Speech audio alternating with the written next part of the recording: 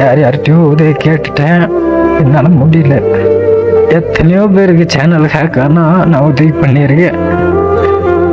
எனக்கு உதவி பண்ண யாரும் இல்லை. கைஸ் எல்லாரும் முன்னாடி இந்த வீடியோவை பார்த்துருப்பீங்க. ஸோ ரீசெண்டாக வந்து பார்த்தீங்கன்னா நம்ம எஸ்ஆர்எம் ப்ரோ சேனல் வந்து ஹேக் ஆயிருந்துச்சு. ஸோ அதுக்காக அவர் வந்து ரொம்ப ஃபீல் பண்ணி நமக்கு சப்போர்ட் பண்ண யாருமே இல்லை, அழுதாரு. ஸோ ஒரு 3 years பேக் வந்து என்னோடய சேனல் இந்த மாதிரி தான் ஹேக் ஆச்சு. பட் ஆனால் எனக்கு என்ன பண்ணணும்னு தெரியாமல் அப்படியே விட்டுட்டேன். பட் நம்ம எஸ்ஆர்எம் ப்ரோவை அப்படி விடக்கூடாது.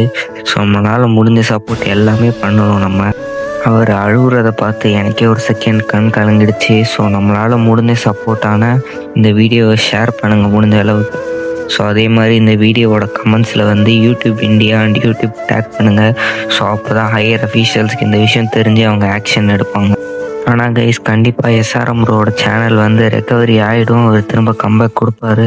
பட் நம்மளால் முடிஞ்ச அளவுக்கு நம்மளோட சப்போர்ட் கொடுப்போம். அப்போ தான் அவருக்கு தெரியும் அவர் பின்னாடி எத்தனை பேர் இருக்காங்கன்னு. ஸோ முடிஞ்ச அளவுக்கு ஷேர் பண்ணி நம்மளோட சப்போர்ட்டை தெரிவிப்போம் கைஸ்.